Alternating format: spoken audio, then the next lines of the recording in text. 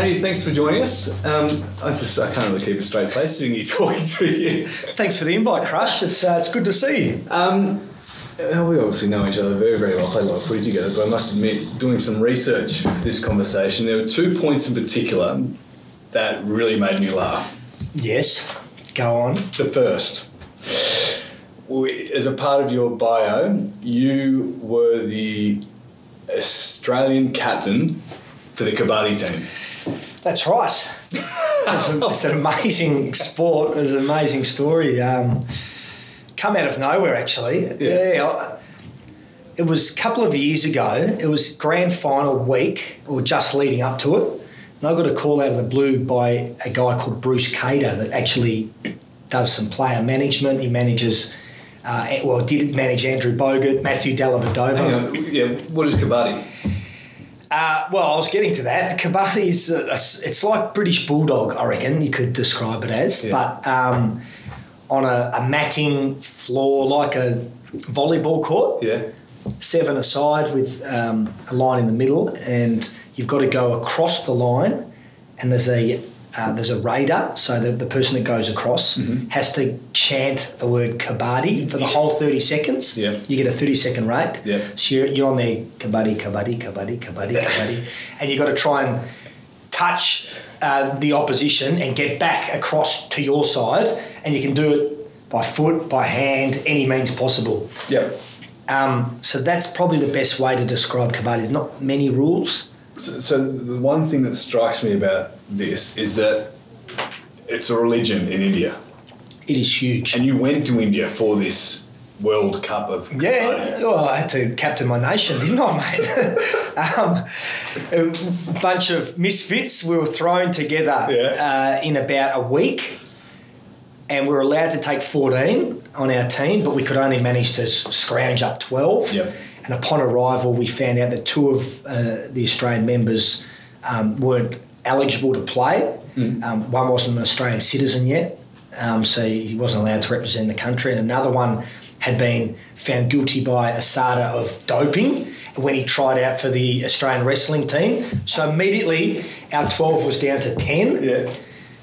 Opening night, we took on the host nation, India, who were also the reigning Kabaddi champions. In a stadium, in front of a crowd. How many people? TV? It was on Star Sports, and I know that 280 million people tuned in. 280 million. So the AFL Grand Final peaks at about 4.5, 5 million. Yeah.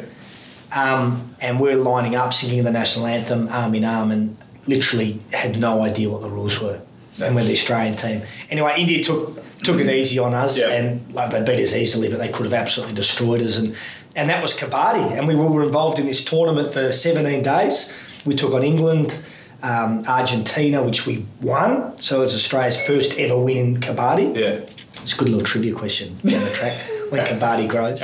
And then Bangladesh and South Korea destroyed us, and that was the end of the tournament. And just quickly, before we get to something a little more substantial, the other headline that I couldn't help but laugh was Herald Sun, Campbell Brown dog, father-in-law's toes gorned off by a chihuahua.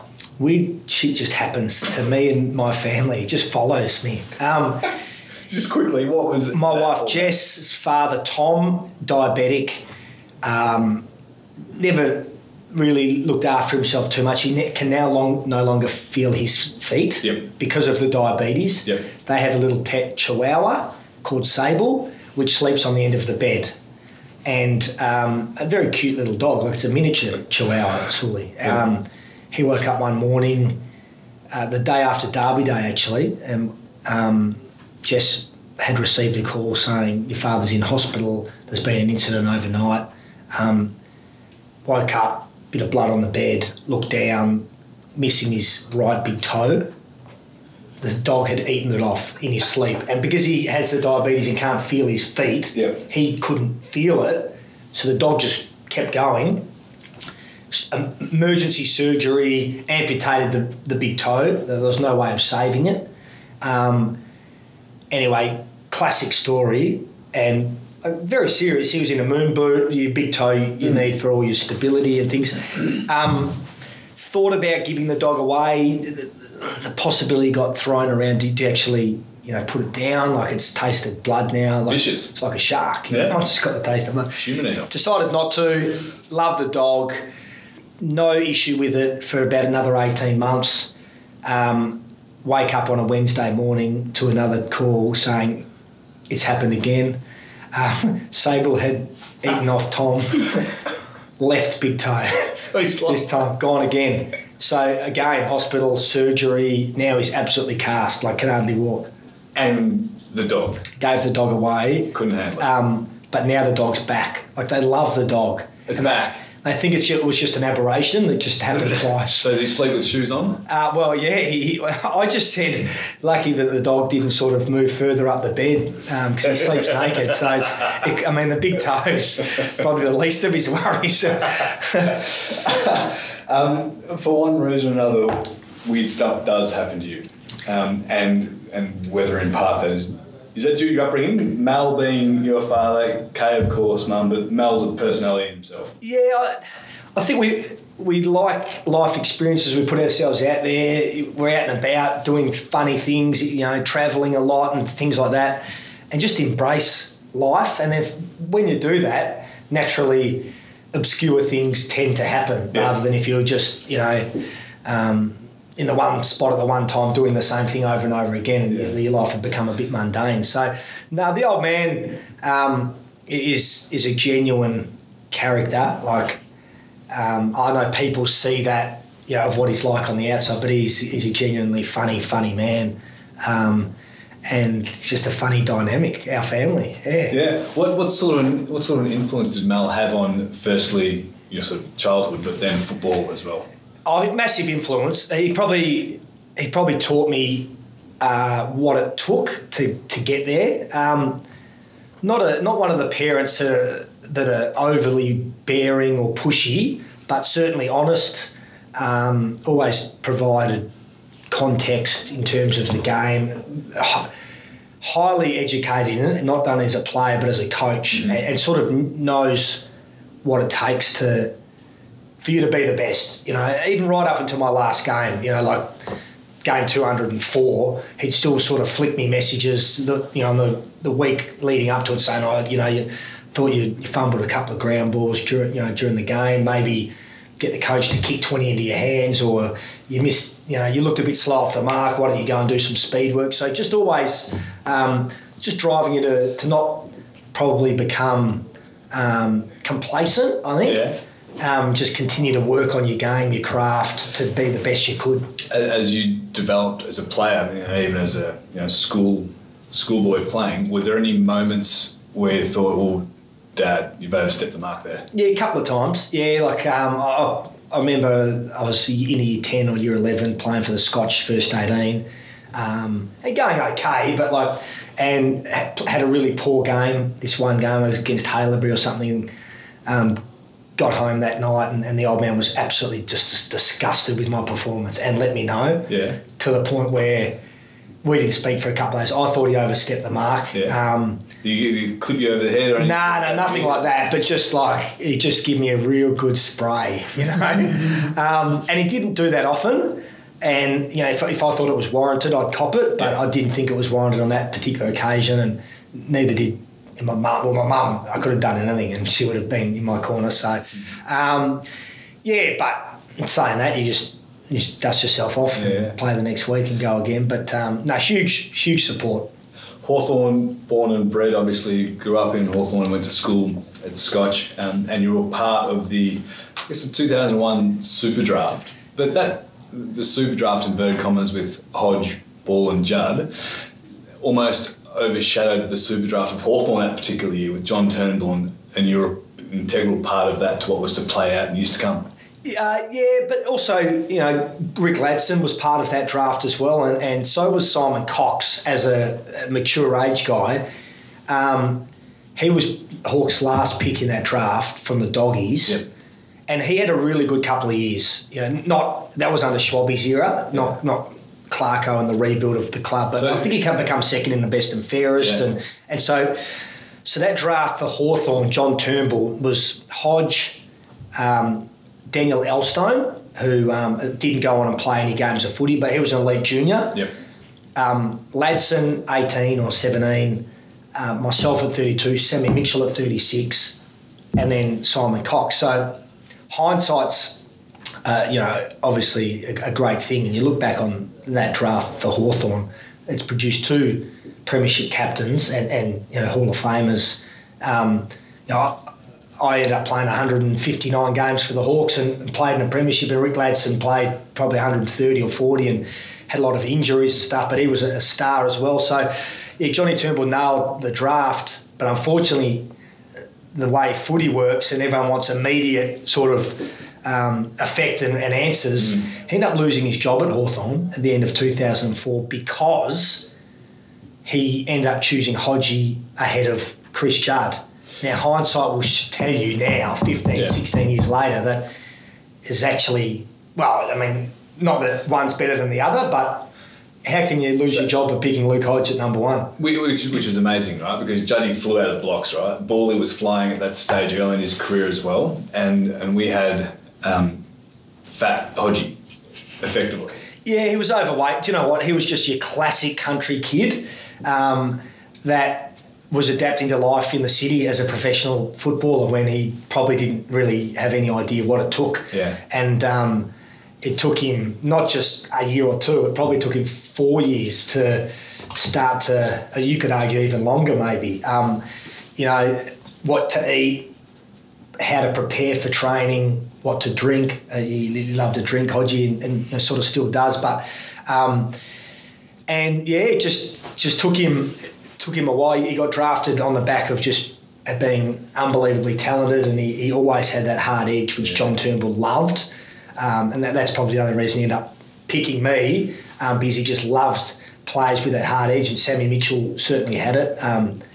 I went way earlier in the draft than I probably should have, purely because my old man was very good friends with Kevin Sheedy, and he got wind of the fact that Essendon had picked 47 and they were going to pick me with that, and Hawks had picked 48, so that was going to be the pick. I went to Hawthorn. There's a sliding doors moment at Hawthorn and Essendon. Well, exactly right, because there's no club that I hate more than Essendon.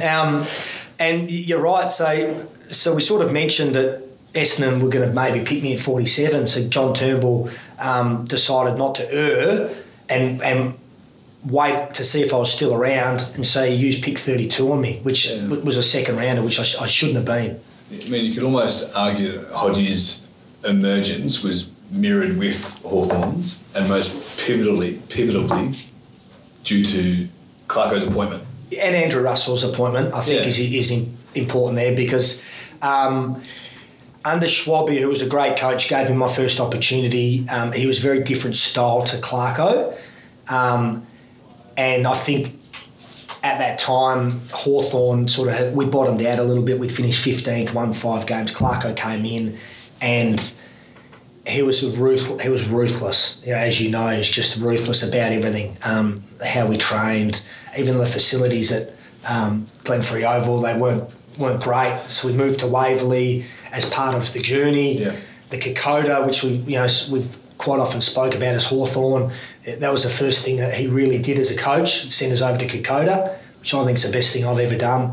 And that sort of helped build what the club became. But Andrew Russell came with Clarko, and he is the most driven human being I've ever met in my life, I reckon. And he rode all of us, but in particular guys that he thought had more to offer. Yeah. And Hodgie was one of those.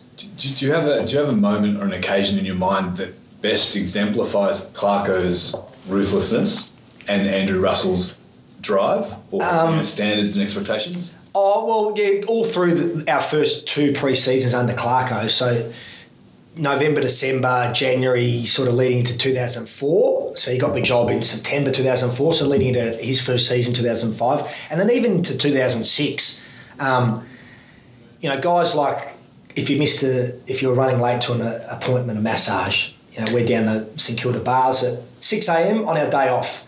And quite often, when 44 people need to get to the bars by 6 o'clock, one of them sleeps in or runs late or can't get a park, so he gets there at 2 minutes past 6. Well, guess what? We're back there the next day, which is not our day off, at 5. And we did that. I've lost count of how many times we did that, sorely, but it would have had to have been over that 18-month period 20 times. And probably 10 of them was Zach Dawson. There was always a couple that were repeat offenders. Yep. But he just drove the group to get the little things right, to the point of, the players started to take a bit of ownership themselves, because if we knew you were going to sleep in or be late, we'd make sure that we rang you in the morning to get you there. And I think when we started to sort out those little things, then it was easy to get the things right on field. Yeah. And from there we progressed quite rapidly. And so we're glossing over quite a bit here, but that ultimately led to 2008 premiership, of which is our 10-year reunion this year. Should we have won that day? Statistically, no. And in terms of the injuries as well, definitely no. We lost one of our most important pillars, Trent Crode, halfway through the second quarter when his foot exploded and he actually never returned to play ever again. And then we lost Clinton Young, who at that stage was probably... not many people would have known too much about Clinton Young, and he was probably leading the Norm Smith medal up to half-time. I'd say without doubt he'd been best on ground at half-time. And 2 minutes into the third quarter, he does his ankle so badly that he can't return. We had Chance Bateman going down the race a couple of times with shoulder issues and all sorts of things. So we were down to one on the bench for periods of time. We were getting beaten in clearances, inside 50s, you name it, all the key performance indicators that basically say that you're in the contest. We weren't, but we had enormous belief, a style of play with the full ground press that had sort of was innovative, and at that stage not many teams had worked out how to get through it. We come up against the Geelong side that no doubt thought that they should have won that day, and they played for the first time in my life arrogantly, I think. Because they were the most selfless team in the comp, and then all of a sudden, for whatever reason on the day, they did some uncharacteristically selfish things, and they kicked inaccurately, and we had some acts of individual brilliance from Cyril and from Dewey, and yourself played brilliantly, and we were down on the day in terms of our better players, but collectively we won a game that we shouldn't have won, but it was worthy. I think we were worthy of winning it. Yeah, no, don't. We didn't steal it. We didn't. We didn't steal that. But you touched on a point. Our belief was enormous, and I wouldn't go so far as to say we had no right to have that level of belief. But Geelong have been clearly the best side during the year. Yeah, no doubt, for 2 years. Where did that belief come from? Well, the coach, Yep. The game plan and structure that we absolutely believed in. We knocked off Geelong in 2007, and we pushed them in about round 17 or 18. We played them at the G on a Friday night. We lost by 7 points, and we should have won. Yep. And even though we lost it, I think that's the first time Clarko mentioned. Remember, he called a team meeting on the Sunday, which he never did, and said, "Boys, I think we can win it. We've got a lot of work to do between now and the end of September, but I think we can win it." And that instills in a young, arrogant. Like we weren't arrogant, but we were young and cocky, and we had Buddy who kicked 100 goals, and we had Ruffy and Jordan Lewis, and who were playing good footy. We had good, solid leaders like yourself and Chance Bateman and Michael Osborne and Mitch and Hodgie playing good footy, and we had genuine belief that we could knock them off. I went into that day thinking we'd win, and then thinking at half time we should be a mile behind, and we were in front. Yeah. What's Clarko's greatest attribute as a coach? What makes him different from the rest? There's multiple things. One, he's innovative, which I think tactically you need to be if you want to stay ahead of the curve. I think a lot of clubs see what last year's premiers were doing and then try and replicate it themselves, which doesn't really work. It might work for a little bit, but if you want to be ahead of the game, you're coming up with things that they're all trying to replicate. So innovation, his people management skills I think are brilliant. He just knows how to push blokes' buttons and when to give them a whack, when to give them a cuddle, genuine care amongst the players he's got.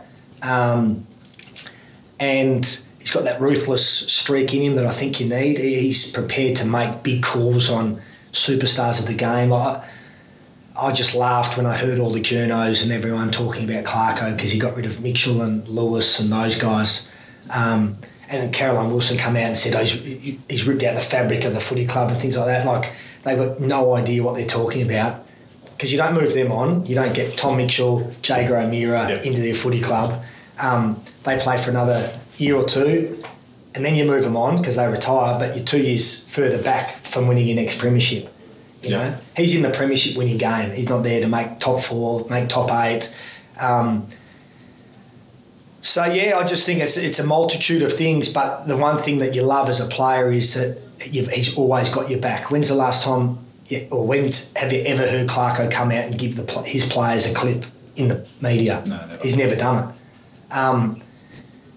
it. He's got Grizzly with journos that have written stuff. You know, the question Richie Vandenberg and is he in the best 22? Well, that journo copped an almighty spray, didn't they? You know, and as a not just Vanders sees that, but the rest of the playing group see that, and he goes, you know what? You know, we're in this together. It's not senior coach and players, and you know, it's all in the trenches together. I think that's as important as any of it. Yeah. So obviously 2008 premiership, 2009 then went on to be your last year.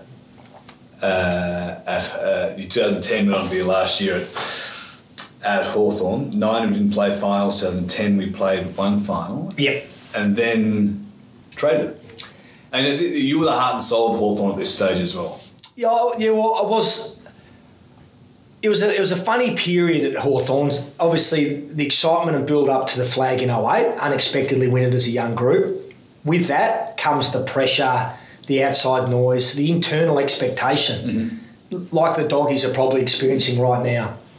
And we had reasons why we didn't play that well in 09. We had some, obviously Trent Crowe never played again. We had a lot of surgeries post 08 and injuries. The other big thing was, it's probably the 1 year I reckon we went into the following season and thought we'd play exactly the same way as we had been and not try and evolve or change anything. And all the other clubs had caught up and they started to do what we were doing but better. Yeah.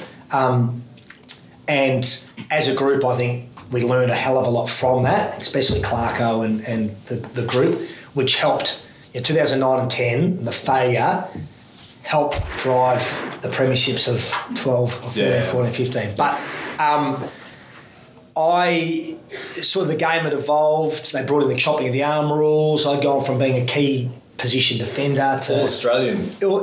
Which was a great honour, but to a sort of swing man, which is important. You know, you need to be able to have multiple strings to your bow. But went from being a pretty important player at the club to play forward for a half, down back, off the bench, come on, do a few things. And 2010, I was sort of talking to Clark about I want to get back to my basics of being a defender. He thought that I was a forward or a defensive forward, and I just felt like my position in the team, while it was safe at that stage, wouldn't be for very long when you got guys like Bruce, Suckling, Geray, Stratton, you could see they were going to be good players. Yeah. Some of them I didn't see going on to be as good a players as they were, but they could play and they were young. And so I sort of just read the tea leaves a little bit, Sully. I knew that Clarko's ruthless, and he doesn't mind moving players on when he thinks that he can't get the best out of him anymore. So when the offer from the Gold Coast came through, it was a bit of a no-brainer in terms of longevity. And the people out there go, oh, you took the money to go to the Gold Coast. Well, anyone that knows me knows my complete lack of respect for money. Money plays no part in my life. But I was 27. It was like play for the Hawks for one more season, then probably play Box Hill for a season, and then be thanked for my services and retired at 29. Or go to the Gold Coast 3 years, so you're automatically playing to 30.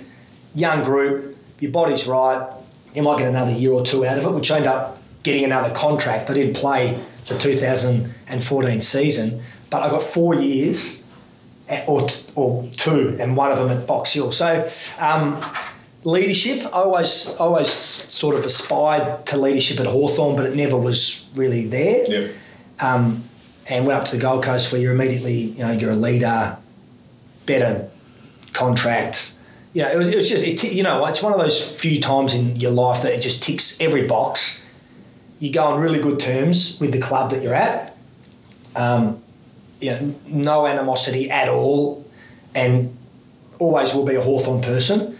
But it was just a really easy decision. As hard as it was to leave the club you loved and the players and success and everything, bit of a no-brainer. You go from being an all-Australian premiership player at Hawthorn, an established club, to the Gold Coast, notwithstanding the market itself up there, but a start-up club as well. How challenging was that? Yeah, it was really hard. And there's only 7 of us, as senior guys. So you've got, and they were allowed list concessions as well. So I think there was like 45 or 50 young guys. So we were allowed another 10 players or something up there in our first couple of years. And they're so young, they're 17, they don't know what they don't know. So they've got to learn everything from the coaches and the players about AFL footy. And yeah, you're right, like Hawthorn had a culture, had really strong game plan, structure, history. You go up there and it's a blank canvas. There's nothing. And I would still say right now that the Gold Coast Suns and GWS to an extent, there's no real fabric to them because they've just been plucked from all parts of the country, different clubs, thrown together, haven't tasted any success yet, been hard work, no real supporter base, fan base, just, it's challenging with those expansion clubs, but Gold Coast first year was great because it was exciting and everything was new. First, the unveil of the jumper, your first win, the first opening of Metricon Stadium, which was full. That was exciting. Yep. We got 3 wins, which was probably not a bad year. You look at Carlton, they mightn't have 3 wins this year, and this was our first year. You had no real expectations. Exactly. And then year 2 comes along and the expectation is you'll probably win 5 because you won 3 the year before and the players have got 15, 20 games under their belt. But second year blues happens to footballers, but it happened to the whole footy club, because every player, like Zach Smith, couldn't have had a second year like he had the first because he was unbelievable. Trent McKenzie, Harley Bennell, Brandon Mattia, all of a sudden the footy world knows how they play, what they get up to, the way the Gold Coast are playing a little bit. They put more time into the club. Yeah. So we fell away in year 2 and the expectation was we'd improve because we had so many draft picks and things like that. And when we were getting beaten, who was copping it? The senior guys. And when I say the senior guys, Bocky had a broken leg, so he wasn't out there anymore. Gary Ablett was winning Brownlows, and he was unbelievably good. Cracker had retired already. He lasted about 7 weeks of a 3-year deal and retired. So it all fell on Brennan, Rishkatali, myself and Harbrow as, the senior guys up there that aren't worth their pay packets, which was, some of it was absolutely fair and other times it was just completely unwarranted. But it was a funny dynamic that I've never had at Hawthorn because you just play your role, you do your job, you get 15 touches, you do the tackles, smothers, whatever, and you played his role. And then all of a sudden you go to the Gold Coast and because you're one of the senior guys, that role that you'd built a career on wasn't good enough anymore. You'd need more. You'd need to get 20 touches. And that was an aspect I struggled with a little bit because... So now knowing what you know, given the startup club, what could have, what should have, what could have happened differently? Recruiting philosophy, the creation of the culture, the leadership challenges notwithstanding, the guys that couldn't get out there? Yeah, your recruiting is only as good as the development program you've got at a footy club, I think. So... Is one more important than the other? Well, you need to get them both right, but you can make a player a better player in a really strong club with a good development program and structure. If you've got $2 million, right? $1 million for a recruiting program and $1 million for your development program, do you split it equitably, or does is more going one pot than the other? No, I'd say more should go into development program, because once you've got the cattle that you've chosen in the national draft or rookie draft or whatever, if you can turn them into good players or better players because of your structure, your game plan, their roles within the team and the development of those players, and do it quicker, do it in 2 years instead of 4 or whatever, then you'll be competitive. You'll be a really good side. I just think that the Gold Coast at the start just needed to be a bit like across the board, the leaders, the coaches, everyone just, this is how we're doing it. This is the way, whether it's right or wrong, we're doing it this way and bang, go for it. It was very much, we'll just play the young kids, get some games into them, teach them the run and carry and the offensive side of the game. And once they get to 30, 40, 50 games, the defence will come, they'll be better because of the experience and things like that. And it just never worked out. There's no doubt that across the board, game plan and structure, we need to be harder with the young guys to give them a blueprint of how they should play. And if they deviated from that, then they caught their whack, they get dropped or whatever. But players weren't really getting dropped when they should have, and they're getting played to the point of losing all confidence.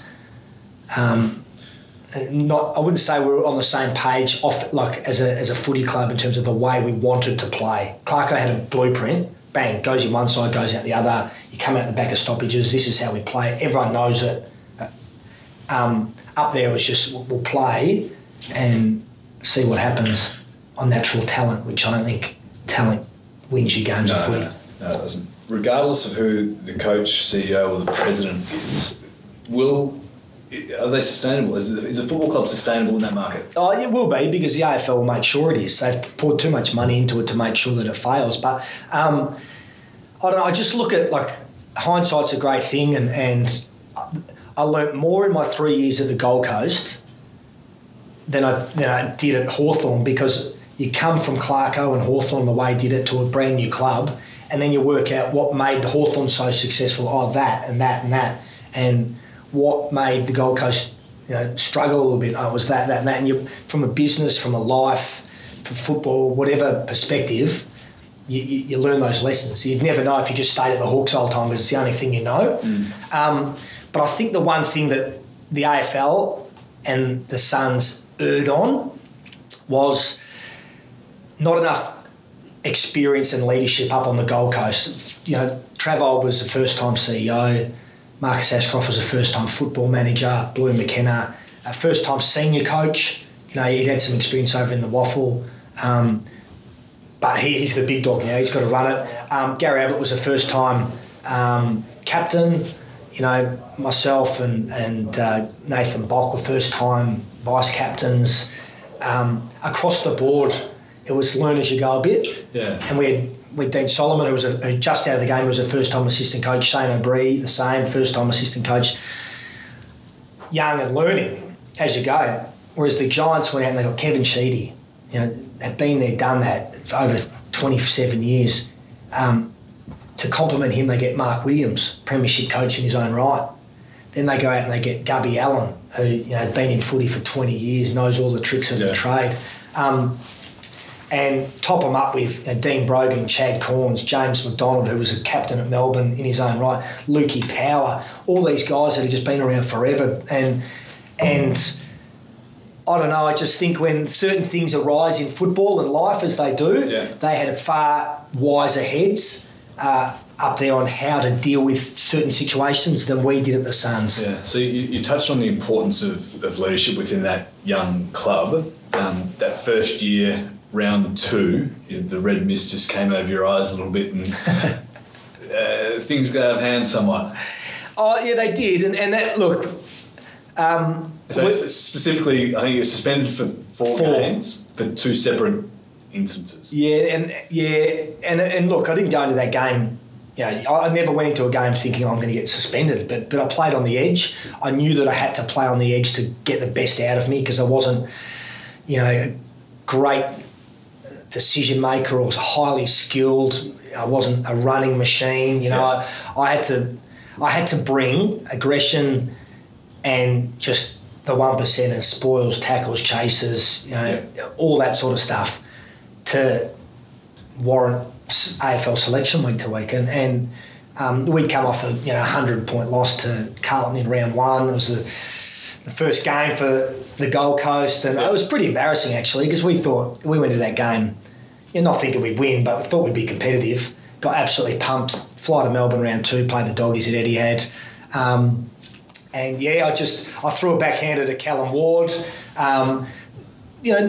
expecting to strike him, but not expecting to hit him on the end of the chin and knock him out. And that was more an elbow than a backhander. Yeah, and end up copping my right whack. In fact, I probably, it's one of the few times in my tribunal history that I think I got off lightly. I should have got more than 2 weeks for that. But in saying that, I bumped Barry Hall a quarter later in a legitimate attempt to get, there was a 50-50 ball. We got there, contest, and I got reported for making contact to his... I didn't hit him on the head, but it was high contact because I got him on the neck. And he got up, took the free kick, kicked the goal, sort of didn't even remonstrate. And I got 2 weeks for that. Yep. I always think 4 weeks was right, but I should have got 4 for the Callum Ward one and none for the Barry Hall one. So it's funny how it works. You've had a sort of indifferent relationship with the tribunal, and on a separate occasion you were fined $15,000. Yeah, that was that was the interesting one for lying to the tribunal. Yeah.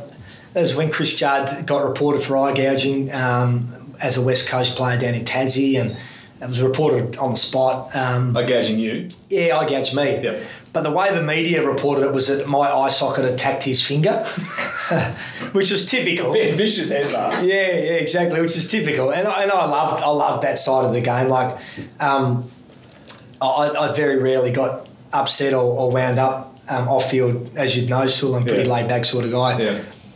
But I did take a bit of exception to the point where, this is an incident that I've had nothing to do with, yet I'm absolutely copping it in the press. I was like, it doesn't add up. Like, I'm the victim here.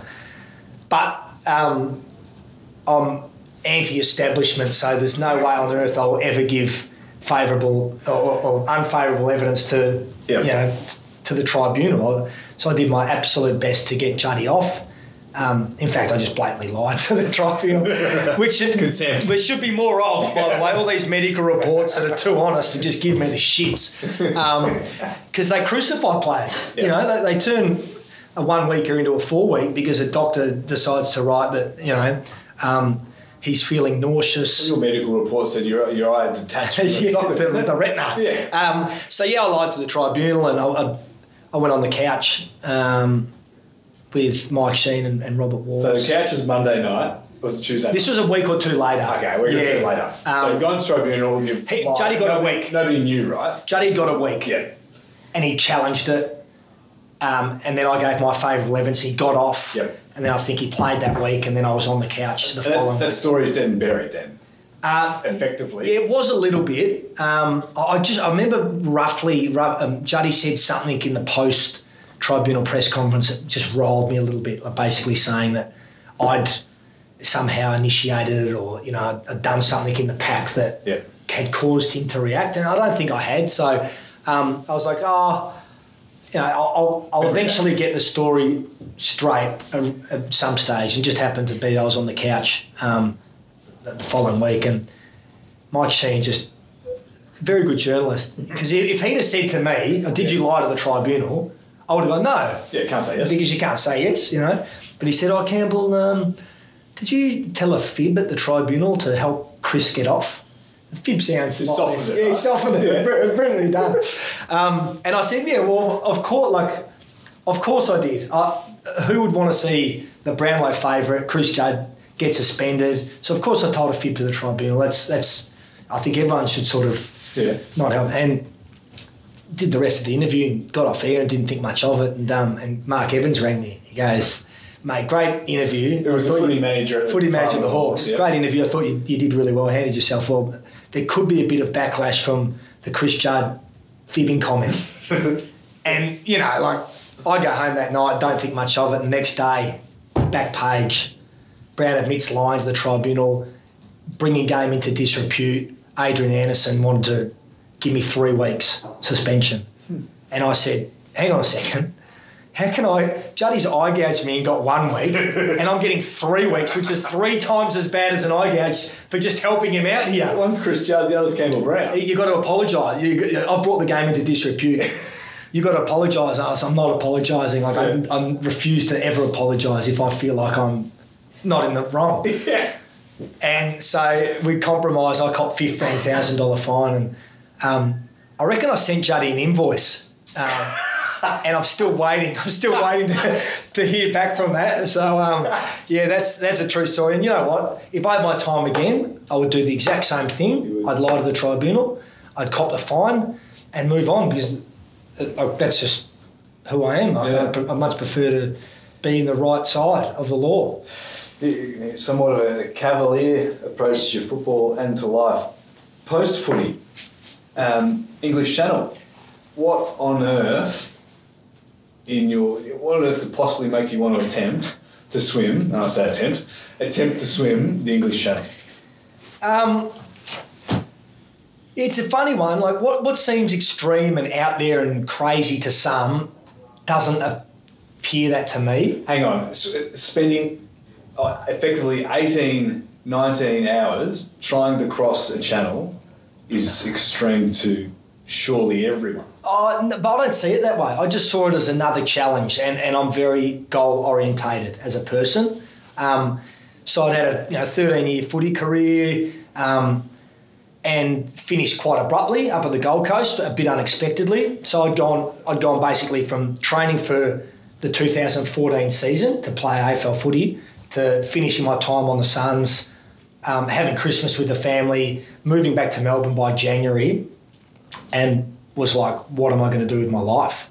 Didn't have any job offers. Sort of had just got married, and I was like, what am I going to do? And I knew that I was young, and I was still young and fit, and I thought, what can I do that sort of gives me a goal moving forward post-footy? Because I reckon a lot of players finish their careers and they're lost. Right, and they just don't know what to do, either physically, mentally, or work-wise or anything. And then they fall into the trap of, going down the path of drinking or gambling or whatever it may be. So I thought, well, I like swimming. By that stage, I hated running.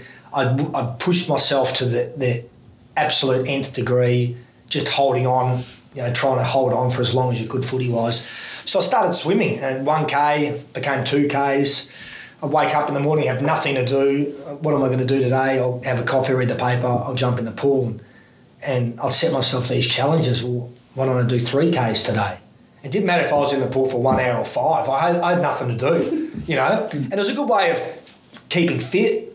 And you think a lot while you're swimming as well, so just think about life, and you could switch off. And then I was like, yep, I'm going to try and swim the English Channel. So that was like the biggest swim I could think of. Like, I could have done a Lawn Peter pub, but that's 1.2K, silly.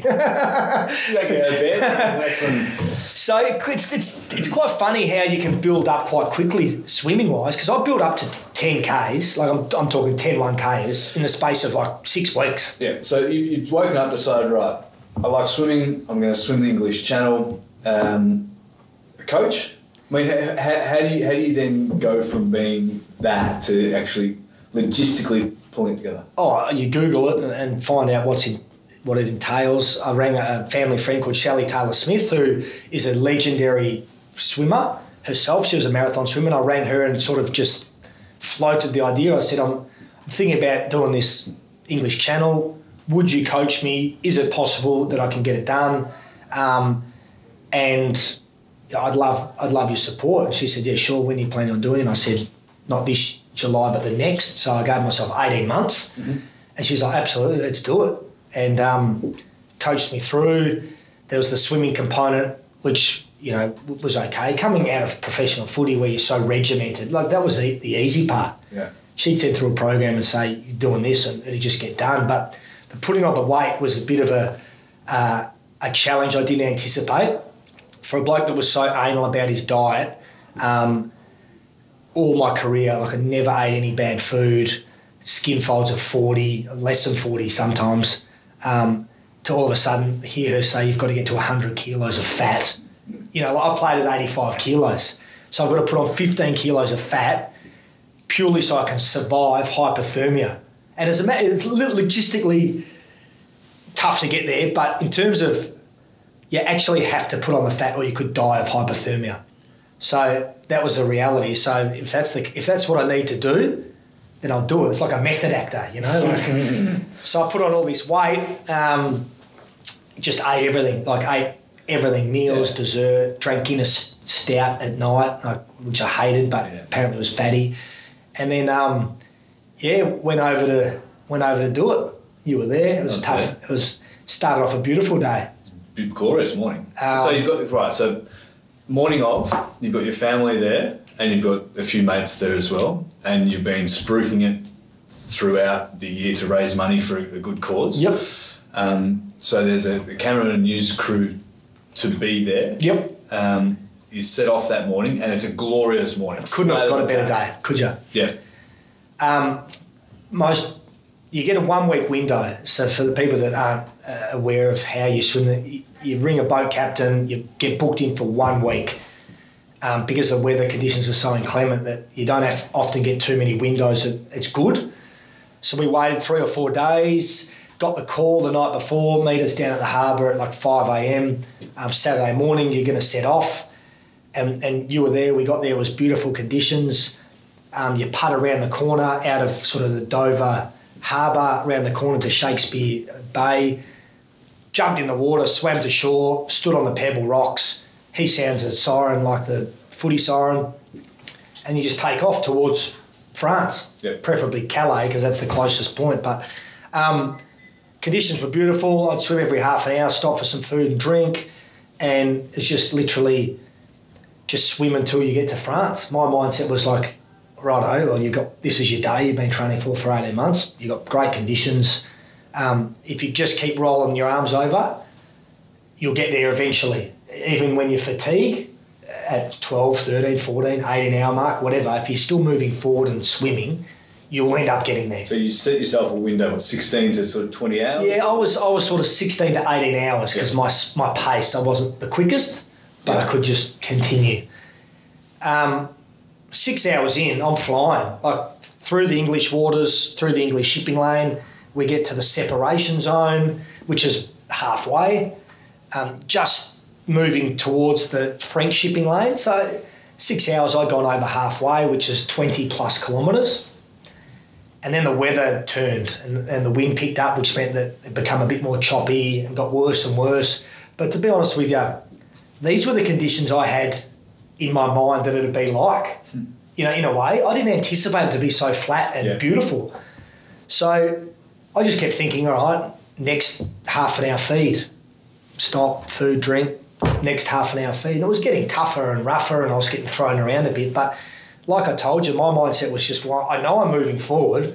My arms are rolling over still. So this weather might mean I'm 20 hours, but I'll get there. And unbeknownst to me, the weather was so bad that I was actually swimming on the same spot for 3.5 hours. And my boat captain knew and the crew knew, but they didn't have the heart to tell me. They could have pulled me out at 7.5 hours or 8.5 hours. And they wanted to feel like they gave me absolutely every chance until it got to the point where the weather was so bad. And we're talking like 50 kilometre an hour winds and sort of 3, 4, 5 metre swell, that the boat captain blew the whistle and said, Campbell, we're abandoning the swim. And I'd been swimming 9.5 hours. I'd come here with one goal and one goal only, and that was to swim the English Channel. Like you said, we talked it up to raise money and awareness for the Shane Warne Foundation, and I didn't want to fail. Like, to me, that not getting across was a failure, even though the swim was abandoned by the boat captain and not me. I wasn't happy with that, so I was like, nah, mate, get stuffed, I'll see you in France. And that's when he said, you've been swimming on the same spot for the last 3.5 hours. And like then, just all the fight that you've got in you, just finishes because I knew no matter what, like even if I ignored him and kept swimming, I actually wasn't getting to France at all. So yeah, that was pretty disappointing. Pretty disappointing that you set yourself such a challenge and you don't tick it off. And even though it had nothing to do with, I prepared physically well. I still feel like I could have got across, but the weather on the day is one of the big obstacles of the channel, and far greater swimmers than me haven't got across because of the same reason, and worse swimmers than me probably have got across with that element of weather. 2 days later, somebody else crossed it and they made the swim. Is that right? It wasn't 2 days. I reckon it was about a week later. Yeah, like that storm that come in meant there were 4, 5, 6 days of a complete blowout, and the next people were waiting in Dover, and then they got the nice day. And you go across, and it was. Yeah, but that's the way it is, unfortunately. And I hadn't anticipated for 1 second that I wouldn't get across. No. Because I knew physically and mentally I would push myself to get there. I didn't anticipate the weather turning like it did on the day. And yeah, I still get a bit frustrated about it in a way because I don't like sort of feeling like the job only got half done. Yeah. Goal orientated, you need that mental challenge stimulation. What's the next one? After the swim, I had sort of 12 months of nothing. I was just physically and emotionally just flattened by it. And then you feel like a bit lazy. So I started running again. And it's funny, if you don't have people telling you you have to run every day, you actually can go for a jog and enjoy it. And I started to do that. And so I spoke to a couple of mates. And again, I was looking for something to do, maybe a marathon. Why do the Melbourne Marathon when there's an Antarctic Marathon? That makes sense. So, yeah, I'm going to head down there in middle of December. Antarctic. 42.2 k's in Antarctica. On ice, on snow, on a glacier? It's on the glacier, but they've got a snowmobile that they'll do a path. Like there's 2 laps of a 21.1 kilometre sort of course. So they'll mow it. So it's going to be snow, but it'll be more compact. It's not going to be like I'm running in 6 inches of powder. And so does that mean you're wearing your 2012 Pumas? I probably need to go to the store and buy some. No, you won't need spikes. No, you won't. It won't be runners like we run the tan in, but it'd be runners with the extra grip for off-road running, I reckon. So, but I'll play around with that. But yeah, that's exciting. So I've been sort of back running sort of 20, 30, 40, 50 Ks a week and really slow. Like everything I do is slow. I'm not going down there to run a 4-hour marathon if it takes 6 hours. But it's a great experience because I'd never go to Antarctica otherwise. And to do it with a couple of mates, sort of, it gives you that goal, gives you something to focus on for the year, keeps you motivated. You end up with lifelong mates out of it. And you've had a great experience. I'm not doing any charity side to it this year. It's been pretty low-key until you asked about it just then. That we'll just go there, do it, and hopefully finish. That'd be good. And add another life experience on. Of your football career, what moments stand out that you're most proud of? Good question.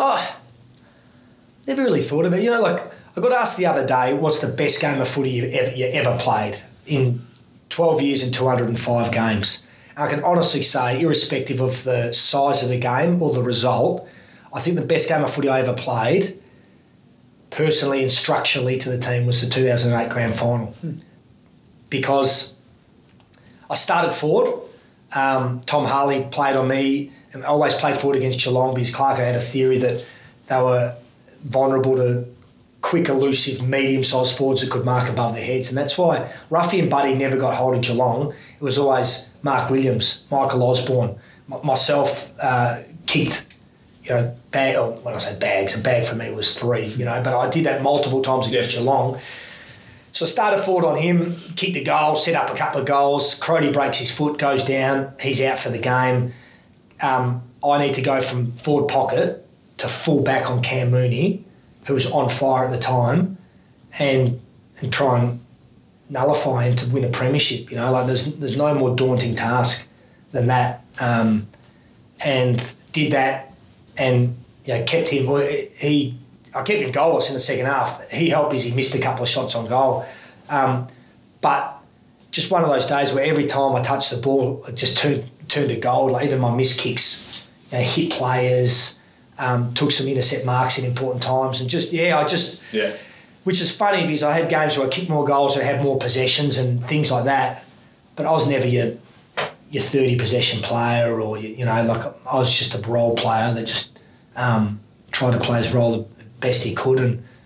And it's funny that I really enjoyed playing the State of Origin game. That was a novelty. Yep. But to play, coached by Bomber Thompson, play alongside all these guys and wear the big V, and who knows, it might never be played ever again. Yeah. So it could be the last time anyone represents a big V. That was a great highlight. I loved going to Ireland, playing under Kevin Sheedy in the international rules, Croke Park in front of 80,000 Irish. I don't know, I loved the game, mate. I loved everything about it from all the way through, and even some of the periods that the club aren't going great, or you're out with suspension or some big injuries. I like the challenge of getting back and proving the point that you still got it. You can, things like that. So of those moments, is there a time you'd have again where you wish you didn't do that or say that, or it's easy act in such a way? It's easy to look back and say, oh yeah, I'd change that. Oh yeah, I wouldn't elbow Callum Ward. Yeah, I wouldn't, finish my career at the Gold Coast, so I did. But I reckon if you go back and change things, you're not the person you are today. So I learnt from some of them. I learned who was in my corner in some of them, and when blokes just desert you or don't have your back that you thought they would. I learned heaps of things from those periods that I reckon have made me the person I am today. And so I wouldn't go back and change anything, even though that probably surprises you or probably doesn't surprise you. I'm pretty stubborn. But in saying that, in that moment, I genuinely felt it. Calling Lloydie a sniper, what he did to you that day. In that moment, I genuinely felt he was a sniper, and he'd done it a few times and things like that. So why not be honest and just come out and say it? And yeah, it caused a shitstorm, and my relationship with Lloydie now is great. And you know what? It always was great. It's just we had a little bit of animosity in the 2 hours we played Hawthorn and Essendon. But I love that rivalry. Yeah. It was real back then. My word. I look at Hawthorn Essendon now, their games, like nothing. There's no passion, there's nothing. Not much feeling. And that's probably, we'll finish up shortly, but that's a good segue in terms of your honesty in a moment. You're particularly active and at times provocative on social media. Yeah, I wouldn't say provocative. I'd say... opinionated. Yeah, I put my opinion out there, which I firmly believe in, and it's an informed and educated one. And naturally, a lot of people disagree with it. So you invite that yeah, but I don't do it to be provocative. I do it because that's my point. I've read something or I've felt strong enough to post a tweet. I love Twitter. And Brown Dog 30. but I don't actually do it to rile people or anything. I just put my opinion there, and naturally, because of how sensitive and like everyone in today's society just seem like they're just enraged about something, and they're just always looking to be offended, which is just pathetic. Like, enjoy life, it's great. Yeah. They naturally just get offended by it, and it's water off a duck's back to me. Like, it doesn't faze me in the slightest. But I wouldn't say I do things or say things to be provocative. They're just my opinion, and I'm firm on them, and I hate fence sitters. Because you should have an opinion, on things. Yep. And when you have strong opinions, naturally you have people with strong opinions the opposite way. And that's life, and that's good debate. If it's educated, it's healthy, but it's when people start getting personal and a bit vile, and, like I could say the sun shines beautifully today, and someone would write, you're a dog, you're a coward, right? Things like that. So, I mean, to that point, how then do you insulate? I mean, the young players coming through today, right? The draftees coming in, there is a sort of a school of thought, or the challenges surrounding mental health and whether that correlates with social media? No doubt. So what's your advice to young guys coming through? Do not engage on social media. It's really hard, Sewell, because there's no doubt that social media today, more than ever, and we sort of we started in it a little bit. Yep. And like I said, I love Twitter, you know, I have Instagram, things like that. But I reckon Jakey Lever stopped, he deleted all his social media, maybe after the first couple of games of this season when he was copying it. And look at his form now. Like, there's no doubt that I've got a really thick skin and have luckily had no sort of anxiety issues or mental health issues or anything like that. So when I get abused on social media or targeted or whatever, I literally laugh. And sometimes I find it hilarious and other times I just disregard it, but it has no impact on me at all. Yep. And I can honestly say that. But if you weren't as thickly skinned or you're a bit vulnerable and you played a few bad games and you're getting abused by your own supporter base, not just the opposition, but your own supporters, and people are coming with nasty things, no doubt it would impact people, you know, and which then causes a bit of a cycle because then, you know, they're flat, they're down, they don't probably want to tell people, and they keep it insular, and then they play another bad game because they're worried about what people are going to say, and it's just a snowball effect. So I don't think you can tell kids these days not to have social media because that's their life. That's how they interact with people. That's where their friendship's based on. They need to build up an immunity to it. Is that where you're a little bit, yeah, but that only comes with being confident in yourself, I reckon. Not like if you genuinely don't care what people have to say, then you won't worry about it. But if you do, like the only I'll say to the footballers, the only people that they need to answer to are the 21 other teammates and their coaching staff. That's it. Supporters, nuffies, trolls, everyone out there that don't understand their role in the team or what's going on day to day, who cares? You know what I mean? Yeah. You're a footballer there to play footy for your teammates, do whatever it takes to win and have success. And from that will come a boot sponsor and a car sponsor and media work and whatever. Yep. But don't try and appease everyone and try and go down that path and look for it. That'll come if you play good footy and you're successful and everything. I just think some young kids today, they want it, right? They want it in year 2 rather than in year 6, you know, after they've built up 4 or 5 years of really good, solid base of football and everything. Yeah. You know, so it's a good debate to have, and there's no right answer because you can't just say you're not. You know, no draftees have social media. Yep. But they need to understand that if they are putting themselves on that platform, they need to be open to not just all the pats on the back when they're playing well, but the negative stuff that comes the other way. And it's not right. It's not right. But if you're putting you can't. You have that both ways. I mean, you can't. To a degree, yeah. I know what you're saying. You're putting yourself out there. Yeah. So, but like you need to understand that some of the stuff is going to come, no matter if you're a good person, play well, you know, whatever. It's just going to come because people won't like you because of the perception they have of you or because of the jumper you're in, not because they actually know the person you are. Yeah. We'll wrap it up after this, but quickly, word association. Oh, yeah? The first thing that comes into your mind when I say Kabaddi. India. Gary Ablett. Freak. Al Clarkson. Genius. Shane Crawford. Probably the best person I've ever met. It's a good one. Lance Franklin. You're thinking? Yeah, I have to think because he's just been such a exciting is the word I have. I'm so glad that I was playing the game he kicked his 100 because I don't think we'll see it again. And he's an enigma, as you know. Like we're very close to him, but we're so far as well. Like we don't really know Bud, even though we played with him. You know, God, there's so much more of this we could unpack. Trent Road. Unusual, but a terrific heart. Jared Ruffhead. Great leader. Luke Hodge. The general. What else can you say apart from the general? He's a star. Sam Mitchell. Driven. Whose book of Luke Hodge and Sam Mitchell will you read first? Well, I've heard that Mitch's is going to be more controversial or very controversial. So I'll probably read that purely because of that, not because of any other reason. Okay. Gillon McLachlan.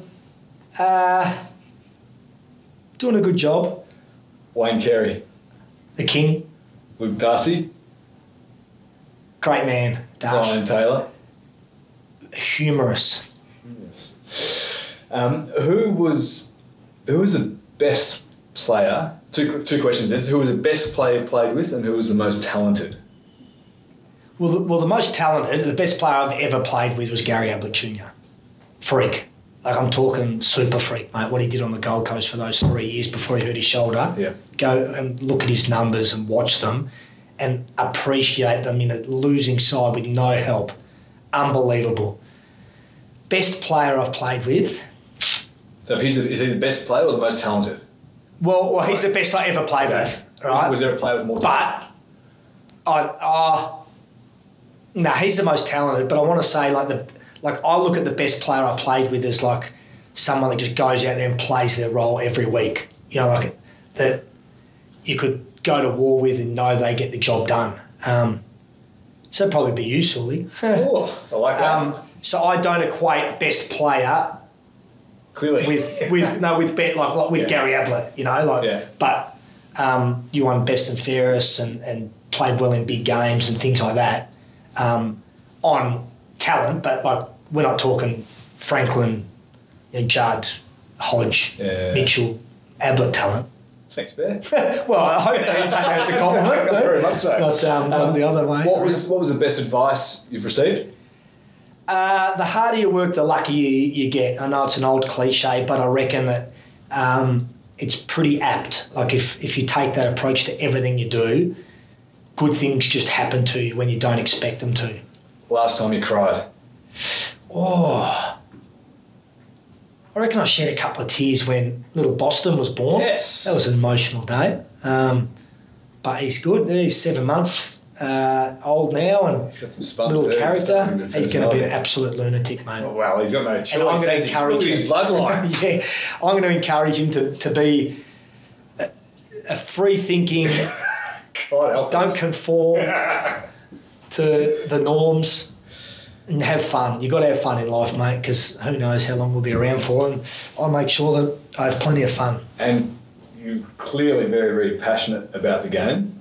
If you were Gillon McLachlan, if you were the CEO, what would you change? Oh, I get sick and tired of hearing journalists and people that haven't played the game for 30 years talking about everything that's wrong with it. Like, the game is great. Yes, we have some average games, and yes, there's some congestion at the moment.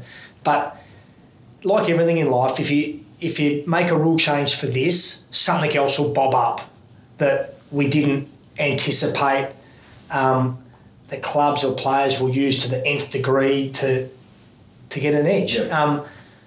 I think the showdown the other week, absolutely superb game. You know, Richmond versus West Coast on the weekend, brilliant game. There's always going to be some average game, goal kicking and things like that, but I hate hearing all the negative talk about rule changes, capping the interchange, bringing in, you have to have 6 forwards and, things like that. I don't know, I like the game, it's exciting. I think that I get as frustrated as anyone at the match review panel rubbing players out like Nick Nat-Nui for tackling and, I understand the head sacrosanct and all this, and that word duty of care is thrown around now by lawyers and attorneys and QCs at tribunals. When you're out on the football field playing and you're just trying to do your best and shepherd and block and bump and tackle and things like that, they talk about equating players' height and weight when they're tackling smaller guys. Like, do they understand how farcical it is? And if they'd played the game at the level that we have, they'd understand that that's just nonsense. I get frustrated at that. But apart from that, game's in good shape. It's easy for me to whack the match review. You know, like, people, you know, the funny part, every time I do, people go, oh, what would you know? You know, you just, if anyone should know, it's me. I have my doctorate. There are as many as I have my doctorate in match review panel and negligent, reckless, and intentional. You know, like that's my wheelhouse. Yeah, my word. It's not kicking or decision making off the halfback flank or 2K time trials or any of that garbage. Campbell Brown, premiership player, All-Australian, national Kabaddi captain, free thinker, and a very loyal friend. Thank you for your chat. Thanks, Crush. We're talking footy.